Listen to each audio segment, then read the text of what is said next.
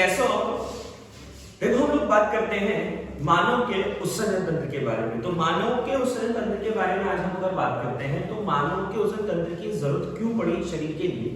तो होता क्या है कि जब भोजन का पाचन होता है, हमने पाचन तंत्र पढ़ा था, तो भोजन के पाचन के बाद कार्बोहाइड्रेट जो होता है वो ग्लूकोज में चेंज हो जाता है, यानी बड़े जटिल कार्बन पदार्थ जो होते हैं वो सरल कार्बन पदार्थ में चले जाते हैं। तो कार्बोहाइड्रेट देखिए इकाइयों से मिलकर बना होता है। तो जो पॉलीसेकेराइड्स जो होते हैं वो मोनोसेकेराइड में अपघटित हो जाते हैं, मोनोसेकेराइड में चेंज हो जाते हैं। तो सड़े यानी जटिल कार्बनिक पदार्थ जो होते हैं जटिल कार्बनिक पदार्थों को सरल कार्बनिक पदार्थों में चेंज किया जाता है। तो इसी प्रकार से होता क्या है कि हमारा जो प्रोटीन पदार्थ जो होता है, वो प्रोटीन जो होता है वो भी भोज्य पदार्थ में जो उपस्थित एक विशेष प्रकार का पोषक तत्व होता है। ये जब छोटे सरल कार्बनिक पदार्थ में टूटता है तो ये अमीनो एसिड में टूटता है। अभी अमीनो एसिड जो होते हैं वो नाइट्रोजन युक्त होते हैं।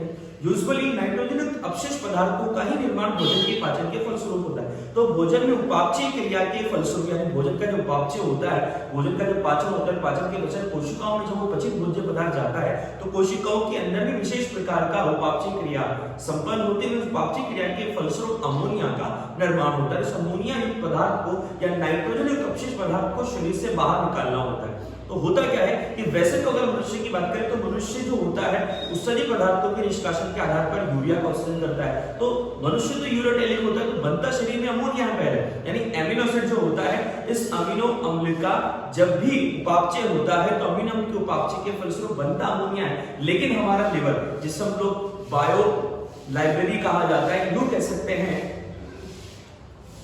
देखो अगर हम लोग बात करें जैसे हमारा लिवर जो होता है, यूजुअली लिवर की बात करें तो लिवर जो होता है वो अमोनिया को ही यूरिया में चेंज करता है। इसीलिए हमारे बॉडी में जो लिवर होता है वो हार्ट के बाद दूसरा ऐसा ऑर्गन होता है जो सबसे ज्यादा इंपोर्टेंस रखता है। यूजुअली क्या होता है, जैव रासायनिक प्रयोगशाला इस ऑर्गन को कहा जाता है, क्योंकि बहुत सारे लगभग 500 से ज्यादा मैकेनिज्म जो होती है हमारे शरीर के अंदर, वो सब में मुख्य जो जिम्मेदारी होती है, मुख्य भागीदारी जो होती है वो लिवर की होती है। तो यूजुअली मैं आप लोगों से कहूं तो अगर हम लोग बात करते हैं लिवर के बारे में तो हमारे शरीर में लिवर जो होता है वो अमोनिया को यूरिया में कन्वर्ट करता है एक चक्र के द्वारा, जिसे हम लोग ऑर्गेनिक चक्र कहते हैं। करेंगे हम लोग उसके बारे में आगे बात। तो हम लोग अगर अभी बात जो कर रहे हैं, हम लोग कर रहे हैं मानव के उत्सर्जन तंत्र के बारे में, ह्यूमन एक्सक्रीटरी सिस्टम। तो बात करते हैं एक्सक्रीटरी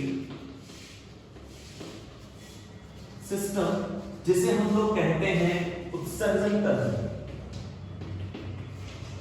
अगर बात करें उत्सर्जन शब्द की तो उत्सर्जन का मतलब होता है कि अगर नाइट्रोजन अपशिष्ट पदार्थ बनते हैं शरीर में, यानी उपापचय क्रिया के फलस्वरूप बनने वाले नाइट्रोजन युक्त अपशिष्ट पदार्थ जो होते हैं उनको बाहर निकालने की जो क्रिया होती है, प्रोसेस जो होती है, उसे हम लोग उत्सर्जन कहते हैं। अब उत्सर्जन करने वाले जो अंग होते हैं उसमें सबसे मेन जो जिम्मेदारी होती है वो हमारे किडनी, यानी मुख्य उत्सर्जनी अंग में पहला जो भाग आता है वो हमारा वृक्क ही आता है, जिसे हम लोग इंग्लिश में किडनी कहते हैं। अगर किडनी की बात करें तो किडनी के अलावा भी कुछ और भी उत्सर्जनीय अंग होते हैं जो हमारे शरीर में उत्सर्जन में सहायता करते हैं। लिवर उत्सर्जन में सहायता करता है, उसके अलावा त्वचा जो होती है हमारी वो भी उत्सर्जन में सहायता करते हैं। अगर मेंढक की बात करें तो मेंढक जो होता है, उस मेंढक की बात करें या अन्य जीव जंतु जो होते हैं, जो निम्न श्रेणी के जंतु होते हैं, उनकी शरीर के सामान्य त्वचा जो होती है वो भी उत्सर्जन में कार्य करती है। तो उत्सर्जन जो होता है वो शरीर की त्वचा द्वारा भी हो सकता है, त्वचा भी सहायता करते हैं उत्सर्जन में।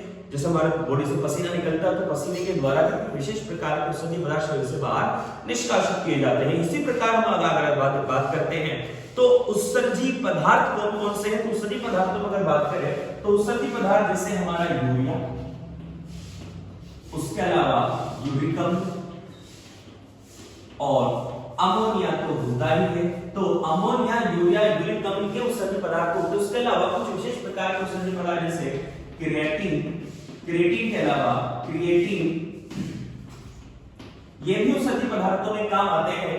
जैसे अलग अलग जंतुओं में उत्सर्जन के लिए अलग अलग पदार्थ होते हैं। जैसे अगर बात करें क्रिएटिन की बात करें तो क्रिएटिन पदार्थ जो होता है वो यूजुअली जो गर्भवती महिलाएं होती हैं उनके मूत्र के द्वारा निष्कासित किया जाता है। भूखा व्यक्ति जो होता है उसके द्वारा भी क्रिएटिन का उत्सर्जन होता है। इसके अलावा ट्राइमेथाइल ऑक्सीडेज जो होता है ये ट्राइमेथाइल ऑक्सीडेज मकड़ियां जो होती हैं, कुछ जलीय जंतु जो होते हैं उनके द्वारा भी उत्सर्जित किया जाता है। उसके अलावा जो गुआनिन जो होता है, गुआनिन का उत्सर्जन मकड़ियों के द्वारा स्पेशली किया जाता है। इसके अलावा बात करते हैं हिप्यूरिक अम्ल की, तो हिप्यूरिक एसिड जो होता है इसका उत्सर्जन घोड़े के शरीर के द्वारा किया जाता है। घोड़ा जो होता है वो हिप्यूरिक अम्ल का उत्सर्जन करता है। आगे हम अगर बात करते हैं तो ऑर्निथ्यूरिक एसिड जो होता है, ये ऑर्निथ्यूरिक एसिड ऑर्निथोलॉजी यूजुअली पक्षी जो होते हैं, पक्षी इसी ऑर्निथ्यूरिक एसिड का उत्सर्जन करते हैं। तो ये कुछ विशेष प्रकार के उत्सर्जी पदार्थ जो अलग अलग जंतुओं के द्वारा स्रावित किए जाते हैं। यूनियोपाइला के द्वारा भी इस ऑर्निथ्यूरिक एसिड जो होता है उसका उत्सर्जन किया जाता है। आगे हम लोग अगर बात करते हैं तो मनुष्य में उत्सर्जी पदार्थों के आधार पर, या यूं कह सकते हैं कि जंतु जो होते हैं उन जंतुओं को उत्सर्जी पदार्थों के आधार पर अलग अलग वर्गों में रखा गया है। जैसे मनुष्य यूरिया का उत्सर्जन करता है, उसे यूरोटेलिक में रखा गया है। कुछ विशेष प्रकार के जंतु अमोनिया का उत्सर्जन करते हैं, जितने अधिकांश जलीय जीव जो होते हैं जो जल में रहते हैं वो अमोनिया का उत्सर्जन करते हैं। और इसी प्रकार अगर हम बात करते हैं तो कुछ विशेष प्रकार के ऐसे जंतु भी हैं जो यूरिक अम्ल का उत्सर्जन, जैसे पक्षी जो होते हैं, उसके अलावा कीट जो होते हैं, रेप्टाइल्स जो होते हैं वो यूरिक अम्ल का उत्सर्जन करते हैं। तो चलिए हम लोग बात करते हैं कि उत्सर्जी पदार्थों के आधार पर जंतु कितने प्रकार के होते हैं। तो उत्सर्जी पदार्थ के आधार पर जंतु जो होते हैं वो 3 प्रकार के होते हैं। पहला हमारा जो होता है वो होता है अमोनियोटैलिक, दूसरा हमारा होता है यूरियोटैलिक और तीसरे होते हैं यूरिकोटैलिक। अब हम लोग बात करते हैं अमोनियोटैलिक की। ऐसे जंतु जो एलिमिनेशन करते हैं, उत्सर्जन करते हैं अमोनिया का, वो अमोनियोटैलिक कहलाते हैं। ऐसे जंतु जो यूरिया का उत्सर्जन करते हैं, यूरिया का फॉर्मूला होता है NH2CO NH2, और ऐसे जंतु जो यूरिक एसिड जो होता है उसका उत्सर्जन करते हैं वो यूरिकोटैलिक कहलाते हैं। अब एक चीज आती है हमारे पास, अमोनिया का उत्सर्जन करने वाली जो प्रोसेस होती है या क्रिया जो होती है, उस क्रिया को क्या कहा जाएगा? उस क्रिया को कहा जाता है अमोनियोटैलिज्म। और यूरिया को उत्सर्जन करने वाली जो प्रक्रिया जो होती है, प्रोसेस जो होती है, उसको कहा जाता है यूरिकोटैलिज्म। इसी प्रकार यूरिक एसिड जो होता है उसका उत्सर्जन करने वाले प्रोसेस को कहा जाता है यूरिकोटैलिज्म। आगे बात करते हैं हम लोग कि हमारा जो ब्लड होता है, अब जब भी कभी भी टेस्ट कराने जब आप जाते हो हॉस्पिटल वगैरह में, तो जब भी आपका टेस्टिंग किया, जैसे ब्लड टेस्ट हो या ब्लड कोई भी डिजीज से रिलेटेड जो भी टेस्ट होता है, तो आपकी बॉडी से जब भी ब्लड लिया जाता है, ब्लड सैंपल लिया जाता है, उस ब्लड सैंपल में आपको हमेशा 100 ml ब्लड ही आपकी बॉडी से निकाला जाएगा। कोई भी जो नर्सेज जो होती हैं, कंपाउंडर्स जो होते हैं, वो कितने ml ब्लड को निकालते हैं? 100 ml। तो इस 100 ml ब्लड में नॉर्मल कंसंट्रेशन अमोनिया की होनी चाहिए। तो नॉर्मल कंसंट्रेशन जब अमोनिया की लिखी गई, 100 ml ब्लड में अमोनिया होना चाहिए 0.0001 से लेकर 0.0003 मिलीग्राम अमोनिया ब्लड में होना चाहिए। अगर इससे ज्यादा है तो उस एनिमल को कोई ना कोई डिजीज है, और अगर नहीं है तो उस एनिमल को कोई डिजीज नहीं है।